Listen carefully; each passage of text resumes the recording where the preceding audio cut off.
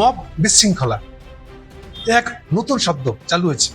স্বভাবতই এই শব্দটা আরেকটা বলে দিই আমি, এই শব্দটার স্বভাব হলো এই কেউ যখন মব শব্দটা ইউজ করবে, মব বিশৃঙ্খলা, তখনই বুঝবেন এটা প্রো ইন্ডিয়ান, প্রো র একটা শব্দ।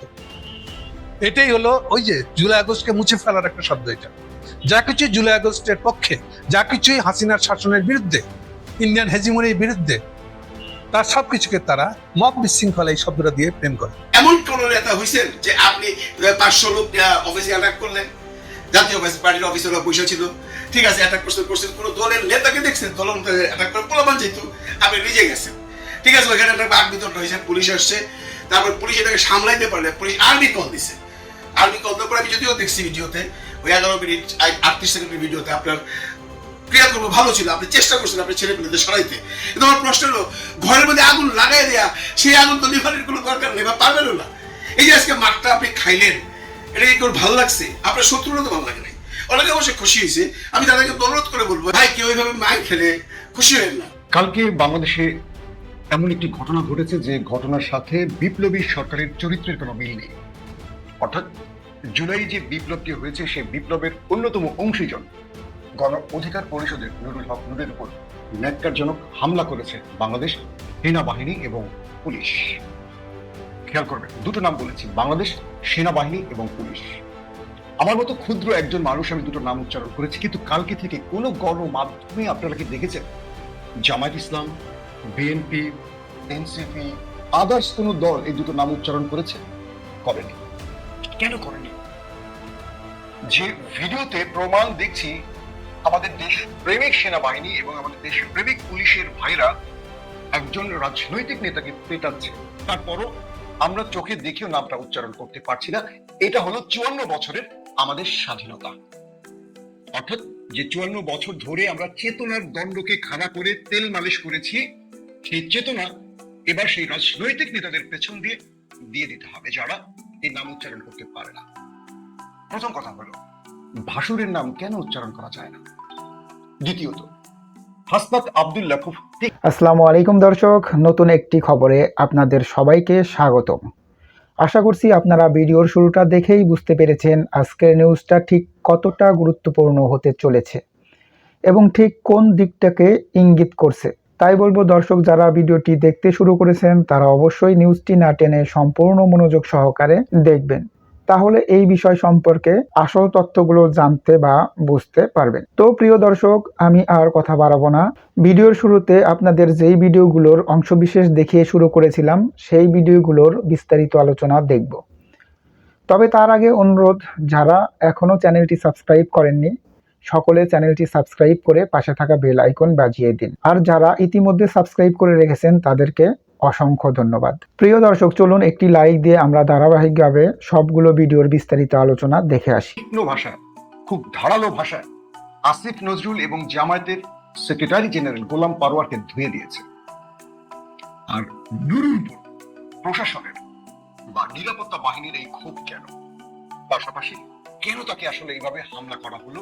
নুরু লাইন অফ কন্ট্রোলকে অতিক্রম করেছে বা নুরুকে বিশেষ কোনো সিগন্যাল দেয়া হয়েছে, বা কাদের নির্দেশে নুরুর উপর এই হামলা?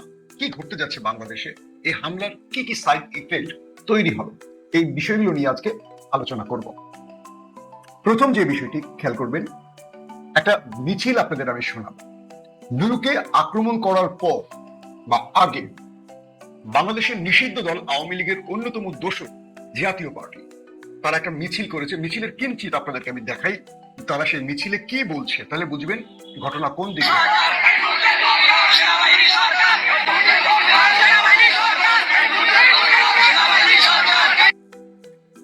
এই মুহূর্তে দরকার সেনাবাহিনী সরকার। কারা বলছে? জাতীয় পার্টি। বুঝতে পেরেছেন সব খেলার মূল ভাষ্যটা কি? এই মুহূর্তে দরকার সেনাবাহিনী সরকার, ওয়াকারুজ্জামানের সরকার। বিএনপি, জামায়াত, এনসিপি সহ বাকি দলগুলোকে বলবো নাকে তেল দিয়ে ঘুমান আর পিআর নিয়ে যুদ্ধ করেন। আর জুলাই অভ্যুত্থান বা বিপ্লবের যে আইনি ভিত্তির প্রয়োজন, এটাকে বাদ দিয়ে আগামীতে কে প্রধানমন্ত্রী হবেন, কে কোন মন্ত্রণালয় পাবেন, কে কি দখল করবেন তার লিস্ট করেন। 15 বছর 16 বছরে তো আপনাদের অনেক ঋণ জমা হয়ে আছে বিভিন্ন জায়গায়। এই ঋণ পরিশোধ করতে রাষ্ট্রের ক্ষমতায় বসে লুটপাট করা এখন খুব জরুরি। কারণ আওয়ামী লীগ টানা 15 বছর খেয়েছে, এমনটা কথা ছিল না। 5 বছর পর আওয়ামী লীগ চলে যাবে, একটা দল আসবে, তারা আবার খাবে, 5 বছর পর আবার আওয়ামী লীগ আসবে, তারা খাবে, তারপর আরেকটা দল। কিন্তু শেখ হাসিনা কথা রাখেন। শেখ হাসিনা টানা 15 বছর 16 বছর ক্ষমতায় বসেছিলেন, আর অন্য দল বিরোধী দলের বসে থেকে সেইভাবে খেতে পারেনি। তাই এখন তাদের দরকার চেয়ার। আর তারা রাজনীতির সঠিক চালটি না দিয়ে সবসময় ভুল চাল দিয়ে রাজনীতিকে আবারও এলোমেলো করে দেয়, দেশকে অস্থিতিশীল করে এবং 111 সৃষ্টির সুযোগ করে দেয়। এইসব রাজনীতিবিদদেরকে রাজনীতি শেখানোর ক্লাস নেওয়া এখন খুব জরুরি। আসেন, একজন লিখছেন, নজির আহমেদ, তুমি বেটা জামাত শিবিরের দালাল, তুই বেটা কে? তুই তো মোদির অবৈধ সন্তান, তাই তো নাকি? আমি যদি রাজাকার হই, আমি একেবারে গ্রহণ করে বলবো, নজির আহমেদ, শ্রদ্ধার সাথে বলবো, আমি রাজাকার শব্দটাকে পছন্দ করি। হ্যাঁ, কিন্তু আপনি তো, আমরা তো মালুদের অবৈধ সন্তান। মালুদ যারা, নরেন্দ্র মোদী, তাদের অবৈধ সন্তানদের এই দেশে রাখতে পারি? আপনাদেরও সময় এসে ইনশাআল্লাহ আমরাও আপনাদেরকে সম্মানে ওপারে পাঠিয়ে দিব, ওয়েট করেন। তো বিষয়টা হলো, হাসিনা যেমন চলে গেছে, নজির আহমেদ, আপনাদেরও চলে যেতে হবে। আপনাদের এই দেশে থাকার আর কোনো সুযোগ বা দরকার নেই। 15 বছর দেশটা আপনারা যা করার করছেন, এবার আপনার ওপারে যান, গিয়ে আপনাদের বঙ্গমাতার সাথে থাকেন। দর্শক, কয়েকটা ফটো কার্ড দেখার আগে আমি আপনাদেরকে কয়েকটা তথ্য দেই। নুরু যখন জাতীয় পার্টির সাথে নুরুর যে ঝামেলাটা হয়, তার আগে নুরুল হক নূরকে একজন ব্যক্তি ফোন করেন। এটা হলো নুরুল হকের যে রাজনৈতিক দল গণ অধিকার পরিষদ, তাদের একজনের বক্তব্য, তাদের একজনের বক্তব্য। সেই বক্তব্যটা আমি আপনাদেরকে একটু পড়ে শোনাবো, তিনি কি বলেছেন। এটা শুনলে আপনারা কিছু বিষয় হয়তো ধারণা করতে পারবেন।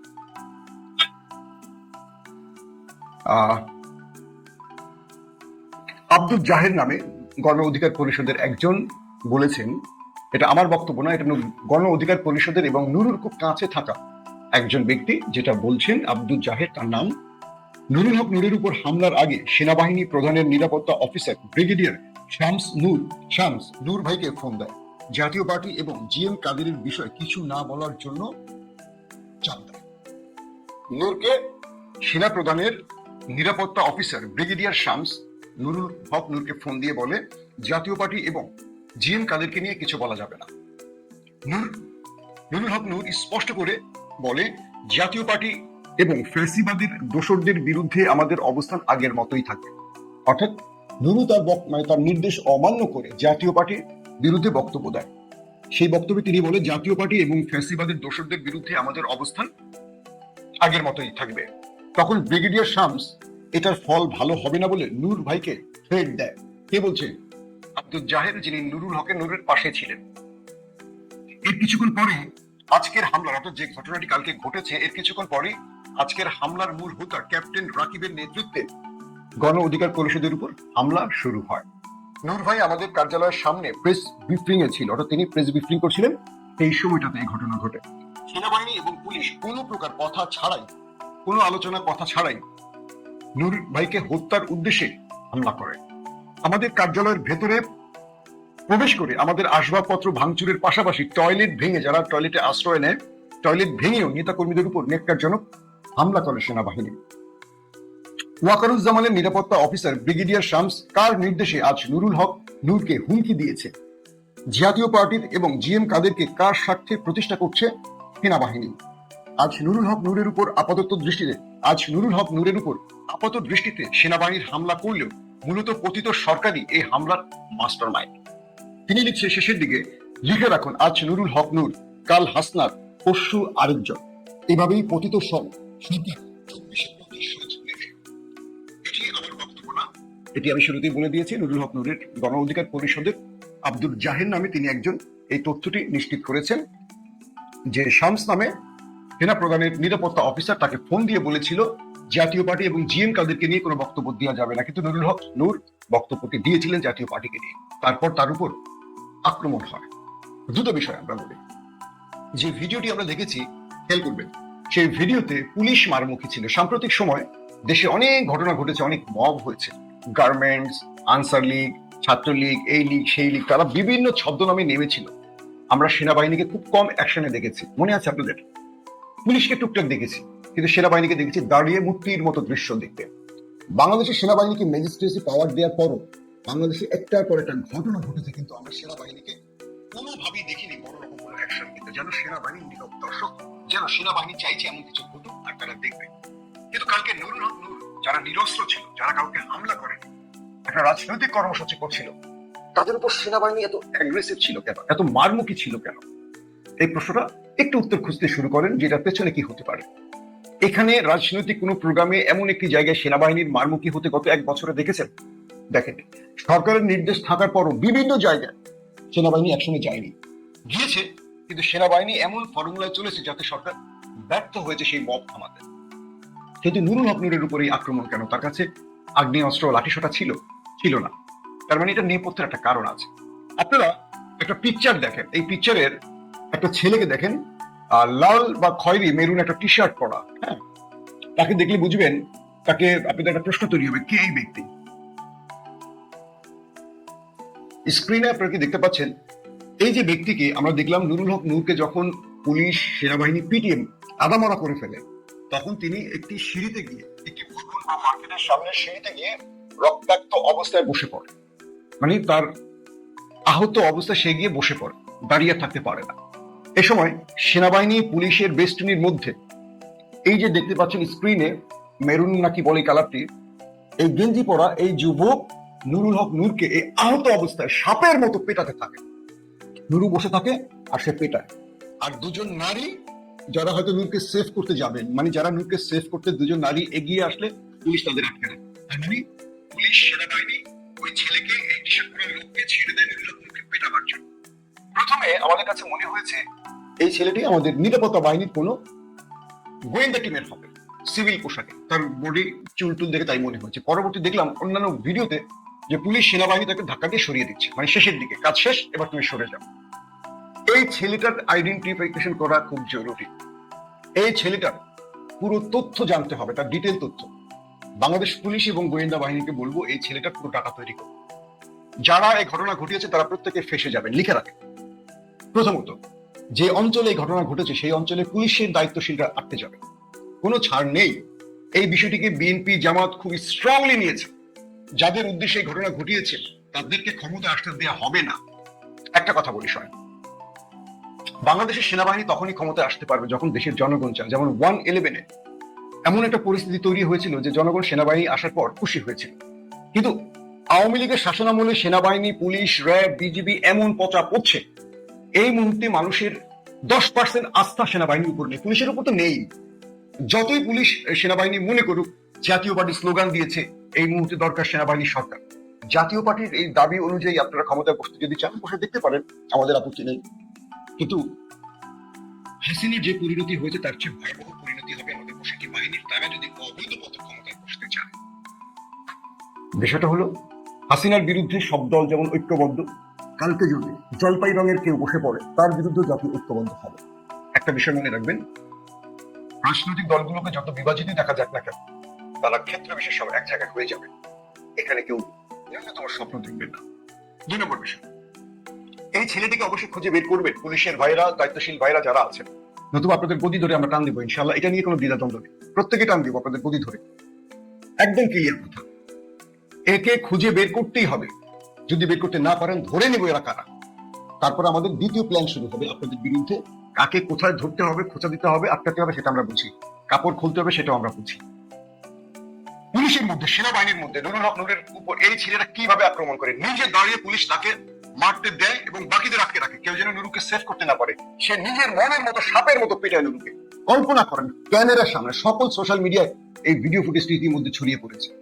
আসেন 2 নম্বর বিষয়, জাতীয় পার্টিকে সরকার সেভ করতে চায় কেন? সরকার বা যারাই হোক, জাতীয় পার্টির উপর ভর করে আওয়ামী লীগ আগামী নির্বাচন করবে।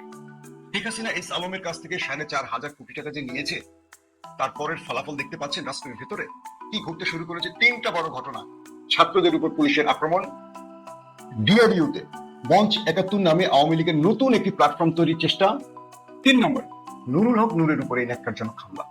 আগামী দিন কি ঘটবে চিন্তা করতে থাকে। তবে সবচেয়ে দুঃখজনক ব্যাপার, জামাত ইসলাম, বিএনপি সহ প্রত্যেকটি রাজনৈতিক দলের যে বিবৃতি দেখলাম এবং আইন উপদেষ্টা আসিফ নজরুলের যে কি বলবো যে প্রতিবাদ দেখলাম, আমরা এর তীব্র নিন্দা জানাই। ভাই আপনি নিন্দা দিয়ে কি জাতি কিছু যায় আসে? আপনি নিন্দা জানালে কি না জানালে কি?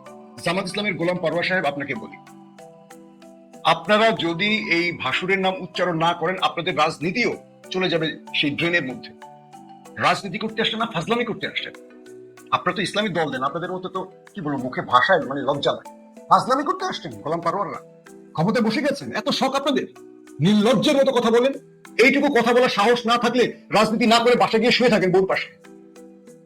এইসব ইতর রাজনীতিবিদদের জন্য বাংলাদেশটা ধ্বংস হয়। তার সহকর্মীকে পিটিয়ে রক্তাক্ত করছে সেনাবাহিনী পুলিশ। সেনাবাহিনী পুলিশের নামটা উচ্চারণ করতে পারছে না বিএনপি, জামাত, কোনো দল পারে না। একমাত্র হাসনাতকে দেখলাম ইঙ্গিত দিয়ে কথা বলছে, মাসুদকে দেখলাম কচু ক্ষেতের কথা উল্লেখ করেছে, আন্নার মাসুদকে। এই বাচ্চা বাচ্চা ছেলেরা সাহস করতে পারে, আর আপনারা ক্ষমতার লোভে সবকিছু ম্যানেজ করতে চান। সেনাবাহিনীকে মানে খেপাতে চাচ্ছেন না, পুলিশকে খেপাতে চাচ্ছেন না। রাজপথে এরা আপনাদের গুলি করেছে, এরা আপনাদের সেভ করে নেই, সেভ করেছে মাসুম বাচ্চাগুলো। রাজনীতি করতে আসে অভিজ্ঞ রাজনীতিবিদ, দল থেকে শিখিয়ে দেয়, ওটা বলা যাবে না। তাহলে এই দেশ বাকশাল মুক্ত হবে কি করে, এই দেশ ফ্যাসিস্ট মুক্ত হবে কি করে যদি ভাসুরের নাম উচ্চারণ করতে না পারে? একটা প্রতিবাদ আন্দালিব রহমান পার্থ, আসিফ নজরুল, জামাত, বিএনপি কারো স্টেটমেন্টে দেখলাম না উল্লেখ করেছে সেই সংস্থাগুলোর নাম। কেউ নাম উল্লেখ করে নাই, অথচ পুরো জাতি ভিডিওতে দেখছে। কারণ ওরা ক্ষমতায় বসাবে তো ওদের নাম উচ্চারণ করা যাবে না। তাহলে আপনাদেরকে আমরা ভোট দেবো কেন? ওরা তো ক্ষমতায় বসে, ভোটের দরকার কি বাংলাদেশে হাজার হাজার কোটি টাকা খরচ করে? বলেন। আমরা কয়েকটা ফটো কার্ড আপনাদের দেখাই, তাহলে বুঝবেন মানে একটা নির্লজ্জ জাতির মধ্যে আমরা প্রবেশ করেছি।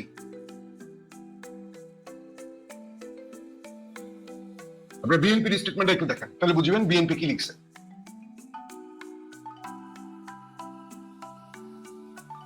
দেশের দিকে কিছু দেখেন, কোথাও কি লিখছে? তাদের নামগুলি বড় বড় করে লিখছে কারা প্রতিবাদ জানিয়েছে। দেখেন আপনারা ভালো করে, কোথাও লেখে নেই কারা আক্রমণ করেছে, কেন আক্রমণ করেছে, কিচ্ছু নাই। আসেন আমি আপনাদেরকে আরো কিছু ফটো কার্ড দেখাই। এই রাজনীতিবিদরা নাকি দেশ স্বাধীন করবে, এই রাজনীতিবিদদের অবস্থা দেখেন।